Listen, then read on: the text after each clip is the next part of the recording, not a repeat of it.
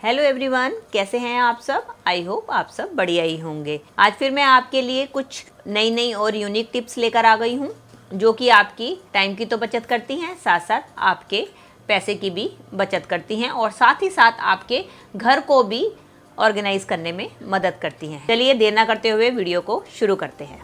चलिए फ्रेंड, मेरी पहली टिप होने वाली है तेल को लेके। कई बार दोस्तों जब हम अपना तेल गरम होने के लिए रखते हैं तो हमें पता नहीं चलता कि हमारा तेल गरम हुआ है कि नहीं हुआ, और हम कई बार ज्यादा तेल गरम हुए बगैर ही हम उसके अंदर जो है पकोड़े तलते हैं या कोई भी चीज तलते हैं, जिसके कारण जो भी चीज हम तलते हैं उसके अंदर वो तेल ज्यादा चला जाता है। इट मीन्स वो चीज जो है तेल को ज्यादा एब्जॉर्ब कर लेती है। इसके लिए जब भी हमें कोई चीज फ्राई करें या हम इसके को तड़का भी लगाएं तो हमें तेल को अच्छी तरीके से गर्म का होना बहुत जरूरी होता है। तो उसको टेस्ट करने के लिए हम कैसे टेस्ट करेंगे कि हमारा तेल गर्म हो गया है, उसके लिए ले आप एक टूथपिक और टूथपिक को इसके अंदर डाल दें तेल में। ये देखिए जैसे मैंने तेल में डाला है तो आप देखेंगे कि ये इस तरीके से इसके अंदर छोटे छोटे से बबल से उठने शुरू हो गए हैं। इसका मतलब आपका तेल अच्छी तरीके से गर्म हो चुका है। अब आप इसके अंदर कुछ भी फ्राई कर सकते हैं।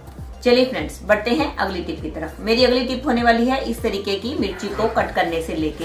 कई बार ऐसा होता है हम जल्दबाजी में होते हैं, हमें ढेर सारी मिर्ची कट करनी होती है, तो उसके लिए मैं आपको एक बहुत ही अनोखा तरीका बताने वाली हूँ, जिसके लिए आपको ना ही किसी चाकू की, ना ही किसी चॉपर और ना ही मिक्सी की जरूरत पड़ेगी और आप मिनटों में ढेर सारी मिर्ची को आसानी से कट कर लेंगे। चलिए उसके लिए हमें क्या करना है।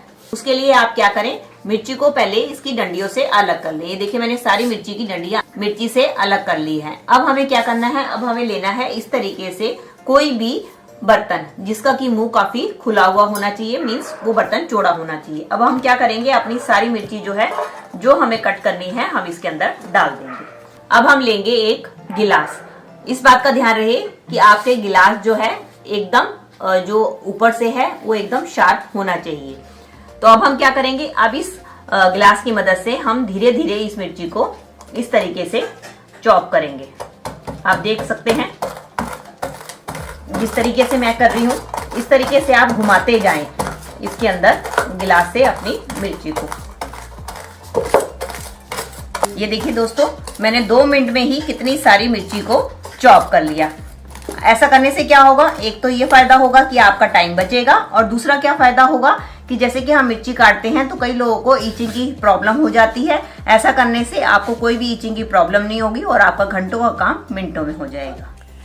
चलिए फ्रेंड्स, देख लेते हैं अगली टिप को। मेरी अगली टिप होने वाली है इस तरीके के किसी भी कपड़े को लेके जो कि कई बार अक्सर फट जाता है। आपने देखा होगा इस तरीके से हमारा कोई भी टी शर्ट, पैंट या पजामा, इस तरीके से शर्ट जो है फट जाती है। फटने के कारण क्या होता है कि इसके ये जो छोटे छोटे धागे जो होते हैं ये निकलने शुरू हो जाते हैं। अगर आपको दिखाई दे रहा होगा, ये देखिए इसमें से धागे निकल रहे हैं, और धागे निकलने से क्या दिक्कत आती है कि धीरे धीरे ये जो होल है ये बड़ा होता चला जाता है और हमारा पूरा कपड़ा खराब हो जाता है।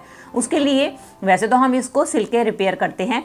एक आपको टेम्परेरी मेथड बता रही हूँ कि अगर आपके पास सिलने का टाइम ना हो तो आप इसके धागे को किस तरीके से सिक्योर करके रखें ताकि आपका पजामा आगे से ना फटे। उसके लिए आपने क्या करना है, अपने पजामे को जहाँ से भी आपका फटा हुआ है उसको आपने कर लेना है उल्टा।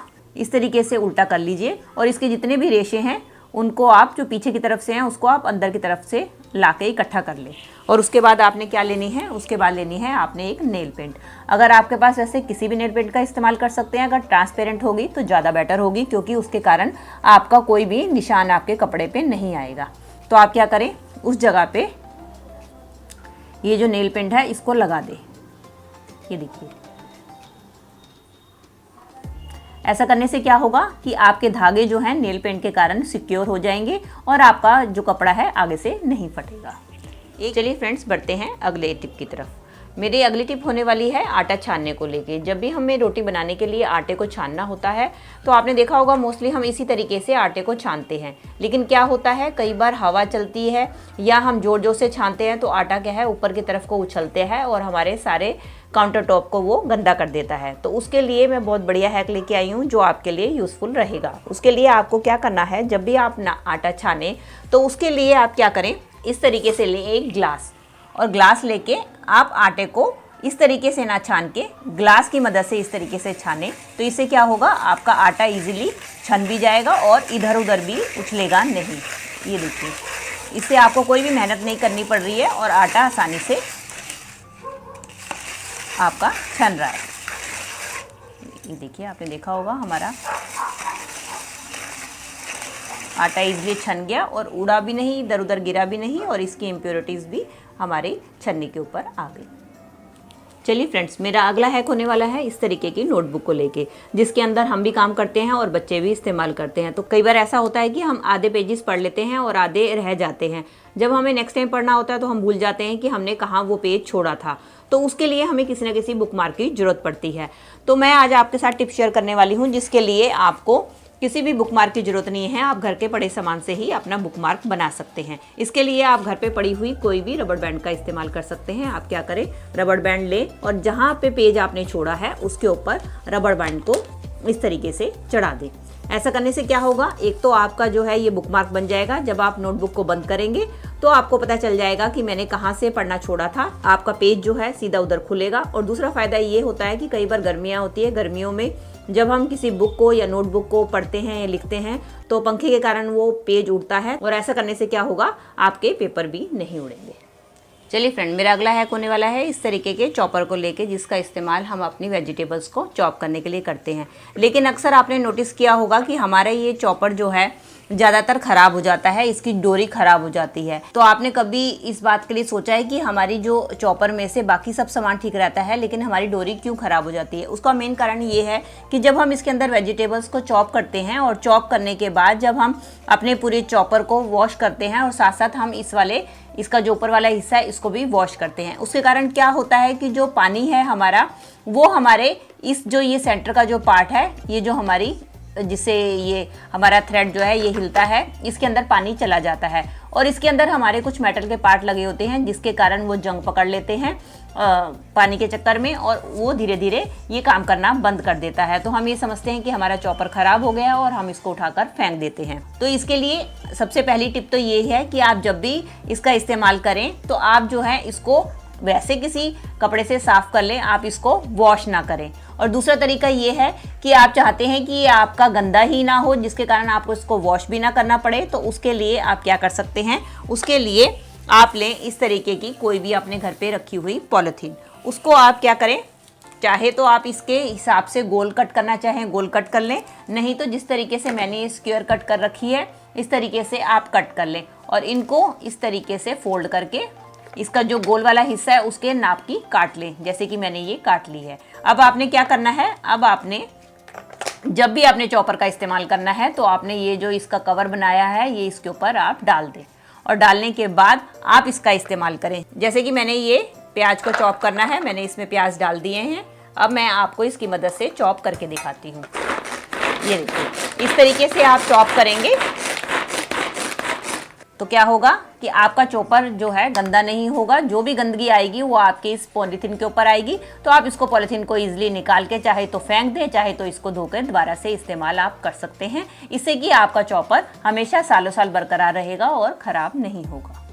देख लेते हैं अगले हैक को। मेरा अगला हैक होने वाला है इस तरीके की अम्ब्रेला को लेके, जिसको कि हम जब ऑर्गेनाइज करके या यूज़ करने के बाद बंद करके रखते हैं तो हमारे जो अम्ब्रेला में इस तरीके का एक बटन लगा होता है, जिसके कारण हम इसको बंद करके रखते हैं। लेकिन कई बार ये होता है, कई लोगों का ये बटन जो है टूट जाता है, तो उसके कारण हमारी अम्ब्रेला को जहाँ भी हम ऑर्गेनाइज करके रखते हैं तो इस तरीके की वो खुली रहती है। तो उसके लिए अगर आपका ये जो इसकी स्ट्रैप है या ये आपका बटन टूट गया है तो इसको ऑर्गेनाइज करने के लिए या आप ये खुले ना, उसके लिए आप क्या कर सकते हैं, इस तरीके से अपने घर पे रखी हुई कोई भी जो रबड़ बैंड है उसका इस्तेमाल कर सकते हैं। सिंपली आप रबड़ बैंड लें और अपने जो है अम्ब्रेला के ऊपर इस तरीके से चढ़ा दें। ये देखिए, ऐसा करने से क्या होगा कि आपकी जो ये है अम्ब्रेला खुलेगी नहीं और जहाँ भी आप इसको ऑर्गेनाइज करके रखेंगे ये नीट एंड क्लीन भी रहेगी।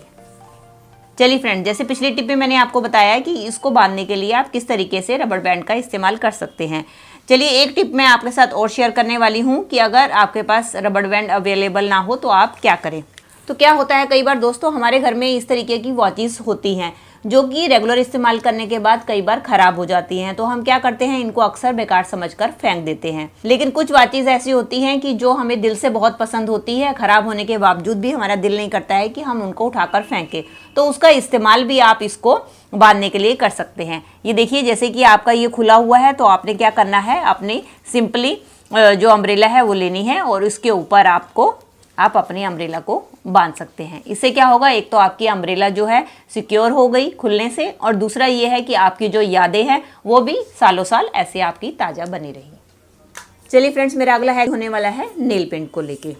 कई बार दोस्तों ऐसा होता है कि हमारी माचिस जो है मॉइस्चर के चक्कर में जलती नहीं है, और कई बार ऐसा होता है कि जब भी हम दिया बाती के लिए इसको यूज़ करते हैं तो हमारे घी या तेल के हाथ जो है हमारी माचिस की तीलियों के ऊपर लग जाते हैं, जिसके कारण ये जल नहीं पाती है। तो उसके लिए मेरा ये हैक आपके लिए बहुत ही यूज़फुल होने वाला है। उसके लिए आपने क्या करना है कि आपने लेनी है माचिस और उसके अंदर से कुछ तीलियों को निकाल लेना है। चाहे तो आप सारी माचिस के ऊपर कर सकते हैं, चाहे आपने जितनी इस्तेमाल करनी है उन तीलियों का इस्तेमाल कर सकते हैं। आपने इस तरीके से तीलियाँ लेनी है, और अब आपको ज़रूरत होगी नेल पेंट की।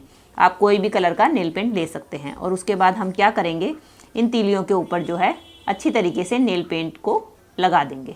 आपने सिर्फ उतने उतने हिस्से पे लगानी है जितने जितने हिस्से पे इसका जो है मसाला लगा हुआ है, और थोड़ा सा हिस्सा पीछे को छोड़ देना है। ये देखिए जिस तरीके से मैं इसको नेल पॉलिश लगा के कोट कर रही हूँ, आप इसको नेल पॉलिश को लगा दें। इससे क्या होगा, आपकी तीलियाँ जो है नेल पेंट से अच्छी तरीके से कोट हो जाएंगी। इसके कारण क्या है, कोई भी मॉइस्चर जो है इनको पकड़ नहीं पाएगा, और साथ साथ क्या है, अगर तेल या घी के हाथ भी इनके ऊपर लगेंगे तो ये उनसे चिकनी नहीं होंगी। ये देखिए अब मैंने इनके ऊपर नेल पेंट लगा दिया है। अब हम इसको थोड़ी देर के लिए सूखने के लिए छोड़ देंगे, और सूखने के बाद मैं आपको इनको जलाकर भी दिखाती हूँ कि ये किस तरीके से काम करती हैं। चलिए फ्रेंड, मेरी पहली टिप होने वाली है इस तरीके की चूड़ियों को लेके। दोस्तों, जब भी हम मार्केट से नई चूड़ियाँ लेकर आते हैं तो आपने देखा है कुछ दिन के बाद ही हमारी चूड़ियाँ इस तरीके से टूटना शुरू हो जाती हैं। तो उसके लिए बहुत ही बढ़िया टिप है कि जब भी आप मार्केट से चूड़ी लेकर आएँ तो आपने एक काम करना है, जब भी आप अपने गैस पे रोटी बना लें तो उसके बाद जब आपका तवा गर्म हो तो उसके ऊपर आपने इस चूड़ियों को रख देना है। रखने के बाद आपने इसको उलट पुलट कर अच्छी तरीके से सेक लेना है। ऐसा करने से क्या होगा, ये जो चूड़ियाँ हैं आपकी काफ़ी मजबूत हो जाएंगी, इसका जो कांच है काफ़ी मजबूत हो जाएगा। ये थी दोस्तों मेरी आज की वीडियो। आई होप आपके लिए हेल्पफुल रही होगी। अगर दोस्तों आपको मेरी वीडियो जरा सी भी अच्छी लगी है तो प्लीज़ इसको एक लाइक दीजिएगा, और हो सके तो ज़्यादा से ज़्यादा अपने फ्रेंड्स और रिलेटिव्स में भी इसको शेयर कर दीजिएगा, ताकि वो भी इनका फ़ायदा उठा सकें। और मुझे कमेंट करके जरूर बताइएगा कि इनमें से आपको कौन सी टिप या हैक सबसे बढ़िया लगा। और साथ ही साथ अगर आप मेरे चैनल पे नए हैं और मुझसे जुड़े रहना चाहते हैं तो मेरे चैनल को भी बेल आइकन के साथ सब्सक्राइब कर दीजिएगा। चलिए मिलती हूँ नई वीडियो और नए टॉपिक्स के साथ। Till then take care and bye bye.